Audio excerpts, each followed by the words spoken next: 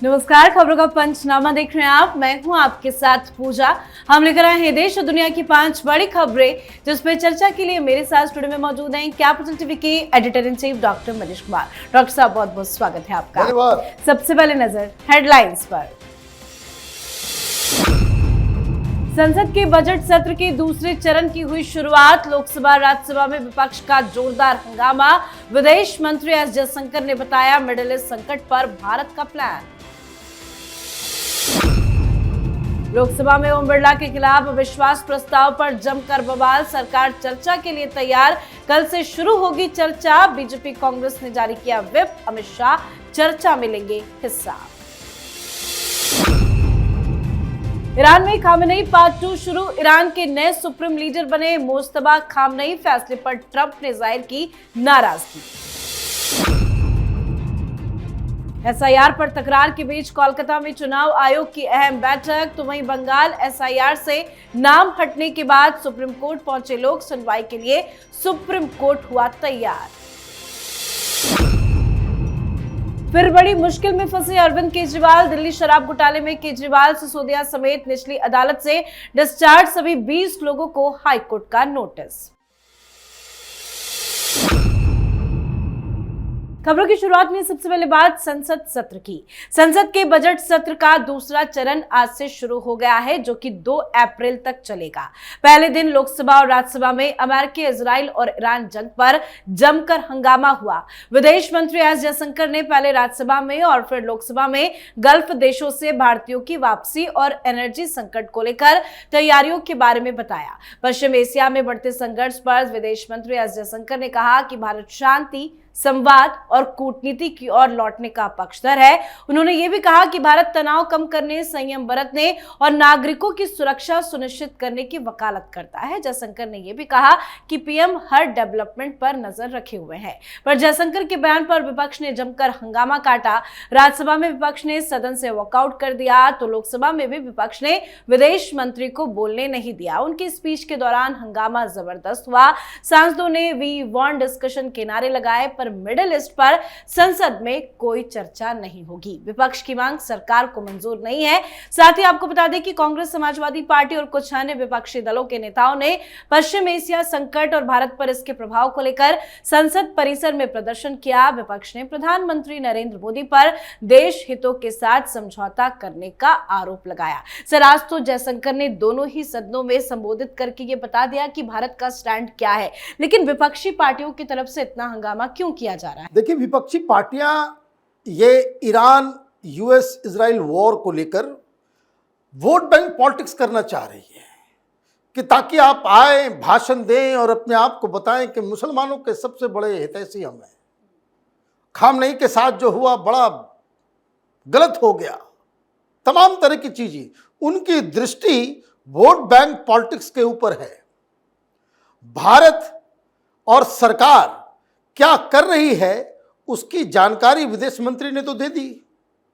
चूंकि मामला अभी डेवलपिंग है, कल क्या होगा, युद्ध किस मोड़ जाएगा, और अभी से आप पार्लियामेंट के अंदर इसके ऊपर डिस्कशन करवाना चाहते हो तो ये तो उचित नहीं है। वॉर एक बार खत्म हो जाए, उसके बाद क्या खोया क्या पाया, सरकार कहां गलत रही कहां सही रही, इसके ऊपर डिस्कशन हो तो बात समझ में आ रही है। सरकार ने साफ कहा कि अभी इस वक्त चूंकि मामला बड़ा ही वोलेटाइल है, इसके ऊपर डिस्कशन करना ठीक नहीं है। सरकार की तरफ से साफ साफ बताया गया कि हमारे 3 महत्वपूर्ण लक्ष्य हैं। नंबर 1 कि जो 1 करोड़ वहां हमारे नागरिक फंसे हुए हैं, उनकी सुरक्षा वो नंबर 1 है। नंबर 2, ये जो ऑयल क्राइसिस और बाकी सारी क्राइसिस इस वॉर की वजह से जो होगी, उसका क्या हम इलाज निकाल रहे हैं, उसके बारे में बताया गया कि हम अब अफ्रीका से, यूएस से, रूस से हम अल्टरनेटिव तेल की व्यवस्था भी करेंगे। और नंबर 3 जो सबसे महत्वपूर्ण है कि भारत का स्टैंड इस युद्ध के ऊपर क्या है, वो शुरू से प्रधानमंत्री मोदी कह रहे हैं कि डिप्लोमेसी, डिस्कशन, निगोशिएशन के जरिए इस विवाद का हल निकाला जाए, भारत इसका पक्षधर है। तो इसका मतलब ये है कि भारत ने तो अपना रुख रख दिया, लेकिन विपक्षी पार्टियां इसको एक पॉलिटिकल टूल देना चाह रही है, वोट बैंक पॉलिटिक्स साधने में जुटी हुई है, और इसलिए बवाल मच रहा है। आपको इतनी भी जहमत आप नहीं उठा सके कि राज्यसभा में, लोकसभा में विदेश मंत्री भाषण दे रहे हैं तो कम से कम उनकी बात को सुना जाए। आप हंगामा कर रहे हो, हल्ला कर रहे हो, मतलब ये कि आप सिर्फ और सिर्फ एनार्की फैलाना चाह रहे हो। जी, तो पहले ही दिन विपक्ष ने जमकर हंगामा काटा, पर सरकार ने अपना रुख साफ कर दिया है। साथ ही बीजेपी और कांग्रेस दोनों ने अपने लोकसभा सांसदों को पहले ही 9 से 11 मार्च तक सदन में मौजूद रहने के लिए 3 लाइन व्हिप जारी किया हुआ है। कांग्रेस ने अपने सांसदों से कहा है कि वो इन दिनों सदन में मौजूद रहे, क्योंकि लोकसभा स्पीकर को हटाने के प्रस्ताव पर चर्चा होनी है। वहीं बीजेपी ने भी सांसदों को मौजूद रहने का निर्देश दिया है। विपक्ष ने स्पीकर ओम बिरला को पद से हटाने के लिए प्रस्ताव का नोटिस दिया है। विपक्ष के 118 सांसदों ने इस प्रस्ताव पर हस्ताक्षर किए हैं। टीएमसी सांसद भी लोकसभा अध्यक्ष के खिलाफ वोट करेंगे। कल लोकसभा में स्पीकर ओम बिरला को हटाने के प्रस्ताव पर चर्चा होगी। अमित शाह के बोलने की पूरी उम्मीद है। इसी बीच जगदंबिका पाल ने विपक्ष पर आरोप लगाया कि वो खुद प्रस्ताव लाकर भी उस पर गंभीर नहीं है। साथ ही किरण रिजिजू ने कहा कि विपक्ष को प्रस्ताव पर जरूर पछतावा होगा। सर, आज तो हंगामे के कारण प्रस्ताव पर चर्चा नहीं हो सकी। कल खबर है कि इस पर चर्चा की शुरुआत होगी। कैसे फंस गया है विपक्ष? देखिए, आप स्पीकर को हटाना चाहते हैं, आप प्रस्ताव लेकर के आए और आज की तारीख तय की गई थी कि इसके ऊपर आज डिस्कशन होगा। House can not run without speaker, और स्पीकर साहब ने बड़ा दिल दिखाया कि जब तक इसके ऊपर प्रॉपर फैसला ना हो जाए, वोटिंग ना हो जाए, वो कुर्सी पे नहीं बैठेंगे। अब पार्लियामेंट की शुरुआत होती है और आप वो मंकी पॉलिटिक्स में कहता हूं, बंदर की तरह इस डाल से उठ के उस डाल पे, उस डाल से उठ के उस डाल पे कूद फांद आप मचा रहे हैं। भाई, आपका प्रपोजल है, आपको सबसे पहले इसके ऊपर ही डिबेट डिस्कशन करना चाहिए। आप पहुंचे सीधे विल में चले गए। अब आप ये कह रहे हैं कि भाई नहीं, पहले ईरान और इजराइल के वॉर के ऊपर डिस्कशन होगा। फिर आप इस तरह की चीजें क्यों कर रहे हो? अब कल का तारीख तय किया गया है, लेकिन उम्मीद यही है कि कांग्रेस पार्टी कल फिर हंगामा करेगी और इसके ऊपर ना तो डिस्कशन करने देगी, ना ही पार्लियामेंट को चलने देगी। जी, चलिए बढ़ते हैं आगे। अमेरिका और इजराइल के साथ ईरान का तनाव आज 10वें दिन में पहुंच गया। इस बीच ईरान ने अपने नए सर्वोच्च नेता का चुनाव कर लिया है। दरअसल युद्ध के पहले ही दिन अयातुल्ला अली खामनेई की मौत हो गई थी। अब उनकी जगह उनके दूसरे बेटे मोस्तफा खामनेई को ईरान का नया सर्वोच्च नेता चुन लिया गया। हालांकि इस फैसले से ट्रंप ने अपनी नाराजगी जाहिर की है। ट्रंप ने कहा है कि मोस्तफा खामनेई को नया सर्वोच्च नेता चुने जाने के फैसले से मैं बिल्कुल खुश नहीं हूं। इजराइल ने भी साफ कहा कि किसी भी उत्तराधिकारी को निशाना बनाया जाएगा। तो वहीं वैश्विक बाजार में तेल की कीमतें 9,224 रुपए यानी कि $100 प्रति बैरल पहुंच गई है। 28 फरवरी को शुरू हुए युद्ध के बाद ईरान में अब तक 2,500 से ज्यादा लोगों की मौत हो चुकी है। सर, जो ये फैसला लिया गया कि खामनेई के बेटे को अब नया सुप्रीम लीडर बनाया गया है, क्या अब उसका भी खात्मा तय है? देखिए, आपने तो खुद टारगेट दे दिया। इजराइल और यूएस के मिसाइल के टारगेट से कोई अछूता नहीं है। और समस्या यह है कि ईरान की आर्मी के अंदर, ईरान की व्यवस्था के अंदर इतने सारे मोसाद और सीआईए के जासूस हैं, वो सारी जानकारी वो दे देते हैं। आप कहते हो कि एक्सपर्ट्स ऑफ जो 88 लोगों की जो कमेटी है उसकी मीटिंग होनी है, उस बिल्डिंग में होनी है, गुप्त रखा जाता है। मालूम चला मीटिंग के पहले उसको उड़ा दिया गया। आप कहां कहां कैसे कैसे छिप रहे हो, ये सारी जानकारी दरअसल ईरान की तरफ से वो इजराइल और यूएस को दिया जाता है। तो आपने क्या किया? आपने चुनाव किया और आपने कह दिया कि ये अब हमारा नया सुप्रीम लीडर है। तो आपने टेक्निकली एक टारगेट दे दिया। अब इजराइल ने सामने में आकर के कहा कि भाई अब कोई भी बना दो, इसको हम मारेंगे।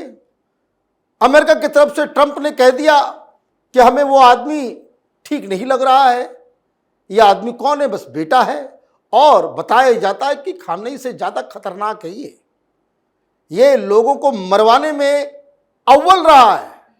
2009 से ही इसके एक से एक कांड हैं कि प्रोटेस्ट करो, विरोध करो, सीधे ये मरवा देता है। इस तरीके का व्यक्तित्व है ये। लेकिन आज क्या हुआ? आज फिर वही गलती ईरान ने की जो इन्हें नहीं करना था। आप परसों तक माफ़ी मांग रहे थे कि जितने भी ये जो मिडिल ईस्ट के कंट्रीज़ हैं उसके ऊपर हम हमला नहीं करेंगे। आपने आज फिर हमला कर दिया, मिसाइल दागे। भाई इजराइल के ऊपर आपने निशाना साधा ही, लेकिन अब ये देखने को मिल रहा है कि लगातार यूएस और इजराइल की तरफ से जो इनके क्रिटिकल इंस्टॉलेशंस हैं, इंफ्रास्ट्रक्चर्स हैं, उसके ऊपर हमला किया जा रहा है। तेल डीपी को निशाना बनाया जा रहा है। तो ईरान की स्थिति दिन ब दिन वो खराब होती जा रही है। जी, अब बात पश्चिम बंगाल की। कोलकाता में आज चुनाव आयोग ने राष्ट्रीय और राज्य स्तर के राजनीतिक दलों के साथ अहम बैठक की। इस बैठक में मुख्य चुनाव आयुक्त ज्ञानेश कुमार और दोनों चुनाव आयुक्त सुखबीर सिंह संधू और विवेक जोशी मौजूद रहे। बैठक में पश्चिम बंगाल के मुख्य निर्वाचन अधिकारी और आयोग के वरिष्ठ अधिकारियों ने भी हिस्सा लिया। इसमें कई राष्ट्रीय और राज्य स्तरीय दलों के प्रतिनिधि भी शामिल हुए। सभी दलों ने चुनाव आयोग को भरोसा दिलाया कि आने वाले चुनाव को हिंसा मुक्त बनाने में वो पूरा सहयोग करेंगे। तो दूसरी तरफ सुप्रीम कोर्ट में भी एसआईआर का मुद्दा उठा। सुप्रीम कोर्ट आज कुछ लोगों की उस याचिका पर विचार करने के लिए तैयार हो गया जिसमें दावा किया गया था कि चुनाव आयोग ने पश्चिम बंगाल में चल रहे एसआईआर के दौरान उनके नाम वोटर लिस्ट से हटा दिए थे। हालांकि आज सुनवाई के दौरान सीजेआई सूर्यकांत भड़क भी गए। उन्होंने साफ साफ लहजे में कह दिया कि सुप्रीम कोर्ट के पास पश्चिम बंगाल के अलावा क्या और कोई काम नहीं है। सर, आज जो चुनाव आयोग की मीटिंग हुई है उसमें क्या भयंकर बवाल हुआ है? खबरें तो यही है। बहुत भयंकर बवाल हुआ है। वो तमाम लोग इलेक्शन कमीशन में, टीएमसी का एक ग्रुप गया और फराद हकीम बाहर आए और मालूम चल रहा है कि अंदर ये लोग इलेक्शन कमीशन की टीम के साथ बदतमीजी करके आए। काफी वहां पे नोक-झोंक हुई। आप जा क्यों रहे हो? आप अगर जाते भी हो तो कम से कम सभ्यता पूर्वक आप बातचीत भी तो कर सकते हो। ममता बनर्जी धरना प्रदर्शन पर बैठी हुई हैं। आप सुप्रीम कोर्ट के बातों को, सुप्रीम कोर्ट के आदेशों को आपको जो है नागवार गुजरता है। सुप्रीम कोर्ट की बात आपको नहीं माननी है, इलेक्शन कमीशन की बात नहीं माननी है आपको। अब आप पहुंचे कि भाई हमारा नाम काट दिया गया, इसलिए चीफ जस्टिस भी नाराज है कि हर चीज को आप लेकर के आ जाते हैं। तो इसका मतलब ये है, आप देखिए ममता बनर्जी दिन ब दिन अपनी इमेज को भी खराब कर रही है। और ये जो वोट कट रहे हैं, हम लोग तो बंगाल से होकर के आए, वहां के लोगों में ये मुद्दा नहीं है। ये वही गलती है जो राहुल गांधी, तेजस्वी यादव ने बिहार में किया था। सारी एनर्जी, सारा समय आपने ये वोट चोरी के मुद्दे को आपने बनाया, जो जनता उससे इत्तेफाकी नहीं रख रही थी। बंगाल में यही स्थिति हो गई है। बस दिक्कत यह है कि अब बंगाल के लोग यही बता रहे हैं कि ममता बनर्जी को अब ये डर लग रहा है कि जो नाम कटे हैं लाखों लाख की संख्या में, ये इनके अपने फर्जी वोटर्स थे जो इस बार वोट नहीं दे पाएंगे। इसलिए उनको लग रहा है कि अगर साफ सुथरा चुनाव हुआ तो वो चुनाव हार जाएंगी। जी, अब बात आज की आखिरी खबर की कि कैसे मुश्किल में फंसे केजरीवाल। दरअसल दिल्ली हाईकोर्ट ने आज शराब घोटाले में अरविंद केजरीवाल, मनीष सिसोदिया और के कविता समेत डिस्चार्ज किए गए सभी 20 लोगों को नोटिस जारी कर दिया है। कोर्ट ने इसके अलावा राउज एवेन्यू कोर्ट में सीबीआई के खिलाफ की गई टिप्पणियों पर भी फिलहाल रोक लगा दी है। मामले की अगली सुनवाई अब 16 मार्च को होगी। बता दें आपको कि सीबीआई ने ट्रायल कोर्ट के उस फैसले को चुनौती दी है जिसमें अरविंद केजरीवाल, मनीष सिसोदिया समेत सभी आरोपियों को डिस्चार्ज कर दिया गया था। सर, बड़ा हंगामा मचाया जा रहा था कि बरी हो गए हैं। क्या एक मुश्किल में फंसते दिखाई दे रहे हैं अरविंद केजरीवाल? देखिए, बिल्कुल फंसते हुए दिखाई दे रहे हैं। सीबीआई ने हाईकोर्ट का दरवाजा खटखटाया है, सारे लोगों को नोटिस दी गई है। और सीबीआई की तरफ से कोर्ट में क्या कहा गया है? सीबीआई की तरफ से कोर्ट में ये कहा गया है, नंबर 1 कि जो हमने सबूत दिए उसे बाकायदा नज़रअंदाज किया गया, नंबर 1। नंबर 2 कि जिस तरीके से जज साहब ने एक तरफा फैसला दिया वो उसकी जरूरत थी नहीं। अभी तो हमने सिर्फ चार्जशीट ही जमा किया था, आपने चार्जशीट को ही रिजेक्ट कर दिया। ये काम सुनवाई के दौरान होती है, ये काम आप ये पहले से ही आपने उसमें बहस में जाकर के, बहस के पहले ही आपने हमारे सारे सबूतों को दरकिनार कर दिया। ये एक तरफा यूनिलैटरल लिया गया ये फैसला है, इसलिए इसमें कानूनी त्रुटियां हैं।